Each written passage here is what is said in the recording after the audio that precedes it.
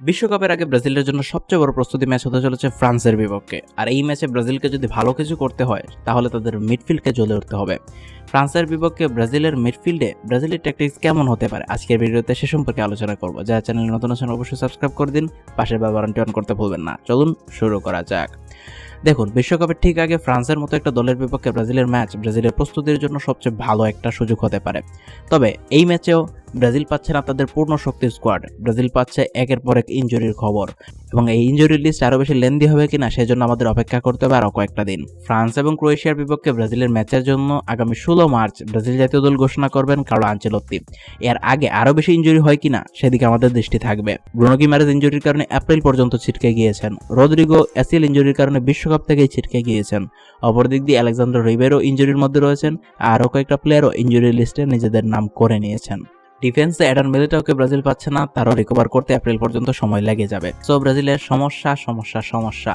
আর যেই মিডফিল্ড নিয়ে আমরা কথা বলছি সেই মিডফিল্ডেও সমস্যার উপর সমস্যা। ব্রুনো গিমারেজ কার্লো আনচেলত্তির অধীনে সবচেয়ে কনসিস্টেন্ট প্লেয়ার ছিলেন, সবচেয়ে ভরসার প্লেয়ার ছিলেন। প্রতিটা ম্যাচে তিনি স্টার্ট করেছিলেন, বলা যেতে পারছিল ব্রাজিলের লিডার হয়ে উঠেছিলেন তিনি মিডফিল্ডে। আমি লাস্ট ম্যাচে বলেছিলাম যে ফ্রান্স দলটার তুলনামূলক মিডফিল্ডটাই দুর্বল, এজন্য অনেকেই কমেন্টে অনেক কথা বলেছেন, কিন্তু এই জিনিসটা আমাদের বুঝতে হবে। আন্তোয়ান গ্রিজম্যানের রিটায়ারমেন্টের পর ফ্রান্সের সেই পুরাতন রূপটা আর নেই। ফ্রান্স দলটার মিডফিল্ড অনেকটাই চেঞ্জ হয়েছে। 2018 বা 22-এর মতো এত স্ট্রং মিডফিল্ডার তাদের নেই। সেই পগবা, অ্যাঙ্গোলো কান্তে, উমতিদির 18 বিশ্বকাপের মিডফিল্ড হোক কিংবা 22 বিশ্বকাপে আন্তোয়ান গ্রিজম্যানের লিডারশিপ হোক, তারা সেটা এখন পাচ্ছে না। আমরা যদি 2026 বিশ্বকাপে ফ্রান্সের মিডফিল্ড কেমন হতে পারে এই সম্পর্কে ধারণা নেই, তাহলে অনেকটাই বোঝা যাবে ব্রাজিল তাদের বিপক্ষে কোন ধরনের ট্যাকটিক্স নিতে পারে। ফ্রান্সের মিডফিল্ডে বর্তমানে Aurelien Tchouameni, Eduardo Camavinga, Adrien Rabiot, Warren Zaire-Emery এবং ক্যাফারেন থুরামের মতো প্লেয়াররা রয়েছে। ব্রাজিলের মিডফিল্ডের সিচুয়েশন কিন্তু আমরা অনেকটাই জানি। আন্দ্রে সান্তোস এবং ক্যাসিমিরোকে হয়তো এই ম্যাচে স্টার্ট করা হবে। সেক্ষেত্রে আমরা থার্ড মিডফিল্ডার কি হবে সেটা নির্ভর করবে ব্রাজিল অ্যাটাকিং ফুটবল খেলে নাকি ডিফেন্সিভ। আমার মনে হয় ফ্রান্সের বিপক্ষে ব্রাজিল ডিফেন্সিভ ফুটবল খেলতে পারে, যেহেতু দলটা তুলনামূলক স্ট্রং। সেক্ষেত্রে এডারসনকে ইউজ করা হতে পারে। ব্রাজিল যদি অ্যাটাকিং মিডফিল্ডের খেলে সেক্ষেত্রে আন্দ্রে সান্তোস বা পাকেতাকে খেলানো হতে পারে। ট্যাকটিক্স নাম্বার 1, ব্রাজিলের মিডফিল্ডে নিউমেরিক্যাল সুপ্রিমেসিকে বাড়াতে হবে। দেখুন, একটা কথা আছে, quantity has a quality of its own. Brazil যদি তাদের মিডফিল্ডে সেই কোয়ালিটিটা সঞ্চার করতে নাও পারে, তারা একাধিক প্লেয়ার নিয়ে খেললে যদি সংখ্যায় তারা প্লেয়ারের মিডফিল্ডে বাড়াতে পারে, সেক্ষেত্রে কিন্তু তারা মিডফিল্ডটা কন্ট্রোলে নিতে পারবে। ব্রাজিল সেক্ষেত্রে 4-3-3 ফরমেশনে নিজের একাদশটা সাজাবে, এটাই আশা করা উচিত। 4-3-3 ফরমেশনে গেলে সেক্ষেত্রে ক্যাসেমিরো, আন্দ্রে সান্তোস এবং পাকেতাকে ইউজ করা হতে পারে, বিকজ পাকেতা কিন্তু ভালো বল রিকভারের কাজটা করতে পারে। ফ্রান্স দলটা কিন্তু ডাবল পিভটে খেলে থাকে, সেক্ষেত্রে তাদের চুয়ামিনি এবং কামাভিঙ্গাই মূল প্লেয়ার হয়ে থাকে। এই দুজন প্লেয়ারের ক্ষেত্রে ব্রাজিল যদি 3 জন প্লেয়ার নিয়ে খেলে তাহলে ব্রাজিল কিন্তু 2 ভার্সেস 3 সিচুয়েশন পেয়ে যায়। এই ক্ষেত্রে ব্রাজিল তাদের মিডফিল্ডের ক্ষেত্রে আরও বেশি কন্ট্রোল নিতে পারবে। এই ফরমেশনে গেলে ব্রাজিল একটা পাসিং ট্রায়াঙ্গেল তৈরি করতে পারবে মিডফিল্ডে। তাছাড়া তারা পজিশন কন্ট্রোল করতে পারবে এবং ফ্রান্সের যে প্রেস আছে সেটাকে ব্রেক করতে পারবে। নাম্বার 2, ব্রাজিলকে অ্যাটাকের সাপ্লাই লাইনকে কাট করতে হবে। দেখুন, তাদের অ্যাটাকে কিন্তু দুর্দান্ত সব প্লেয়ার রয়েছে। এমবাপে, ওসমান ডেম্বেলে, দেসিরে দুয়ের মতো প্লেয়াররা রয়েছে। কিন্তু যদি মিডফিল্ড তাদের বল সাপ্লাই করতে না পারে তাহলে কিন্তু ফ্রান্সের দলের অ্যাটাকটা 100% থেকে 50% ডেঞ্জারাস হয়ে যায়। অর্থাৎ ব্রাজিল তাদের আক্রমণ ভাগকে আইসোলেট করে ফেলতে পারে। তো সেই ক্ষেত্রে ব্রাজিল যদি কাসেমিরো এবং পাকেতা কিংবা কাসেমিরো, আন্দ্রে সান্তোসকে দিয়ে তাদের আক্রমণ ভাগের পাসিং লাইনটা ব্লক করে দিতে পারে, তাহলে কিন্তু ব্রাজিলের জন্য অনেক বড় একটা এজ হয়ে যায় এই ম্যাচে। তো তাদের মিডফিল্ডের যে quick passing ability, through ball এবং লং বল রয়েছে সেগুলোকে ব্লক করার মাধ্যমে কিন্তু ব্রাজিল এই ম্যাচে কন্ট্রোল নিতে পারে। Number 3, position control trap. Brazil এই ম্যাচে পজিশনকে কন্ট্রোল করতেই হবে। ব্রাজিলকে এই ম্যাচে দরকার পড়লে ডিফেন্সিভ পজিশন রাখতে হবে, কিন্তু ব্রাজিলের বলটাকে পায়ে রাখতে হবে। ফ্রান্সের কাছে যদি বল যায় ব্রাজিল এই ম্যাচে কিছুই করতে পারবে না। তারাই ম্যাচের কন্ট্রোল করবে, তারাই ম্যাচের টেম্পো নিয়ন্ত্রণ করবে, তারাই শেষ পর্যন্ত ম্যাচটা জয় করে নেবে।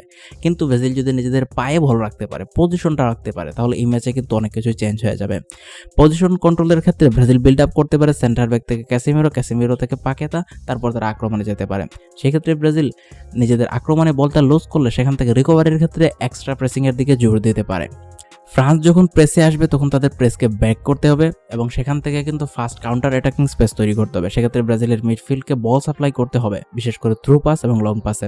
ভিনিসিয়াস জুনিয়র, রাফিনা দুজন কিন্তু এই লং বল থ্রু পাসে বিশ্বের সেরা দুজন উইঙ্গার। তারা যদি এইরকম বল সাপ্লাই মিডফিল্ড থেকে পান সেক্ষেত্রে ব্রাজিল কিন্তু ফ্রান্সের বিপক্ষে ভালো কিছু করতে পারবে। এইরকম সিচুয়েশন যেখানে ব্রাজিল পজিশন কন্ট্রোল নিচ্ছে সেখান থেকে যদি ফ্রান্সের প্রেসিংটা ব্রেক করতে পারে, ব্রাজিল কিন্তু অনেক খালি জায়গা পাবে, অনেক ফ্রি স্পেস পাবে এবং এটার মাধ্যমে ফ্রান্সের ডিফেন্সকেও ব্রেক করা পসিবল।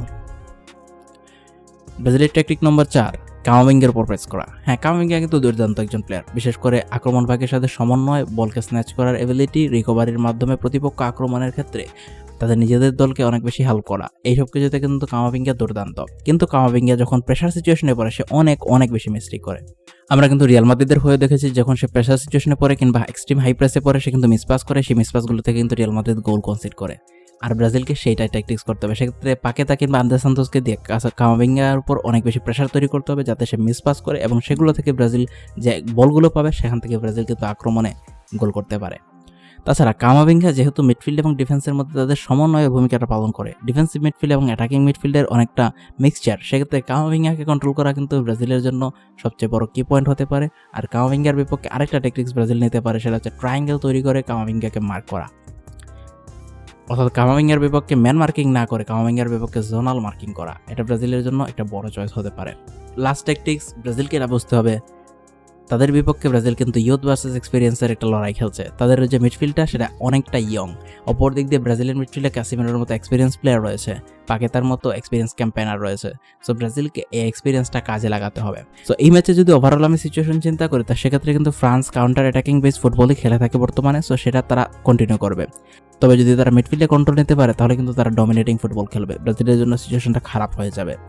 ব্রাজিল সেক্ষেত্রে মিডফিল্ড পজিশন বেস ফুটবল খেলতে হবে, তাদের মিডফিল্ডকে কন্ট্রোল করার উপর জোর দিতে হবে এবং আক্রমণের চেয়ে মিডফিল্ডকে বেশি গুরুত্ব দিতে হবে। তারপর আক্রমণে যে বল সাপ্লাই হবে সেখান থেকে গোল কনভার্সন করতে হবে। পরিশেষে একটা কথাই বলতে চাই, ফ্রান্সের বিপক্ষে ব্রাজিলের ভাগ্য কেমন হবে সেটা নির্ভর করবে মিডফিল্ডের উপর। যে দল মিডফিল্ড কন্ট্রোল করবে সেই দলই ম্যাচটা জয় করে নেবে। So thank you for watching this video. এর পরবর্তীতে ক্রোয়েশিয়া নিয়ে আমরা আলোচনা করব।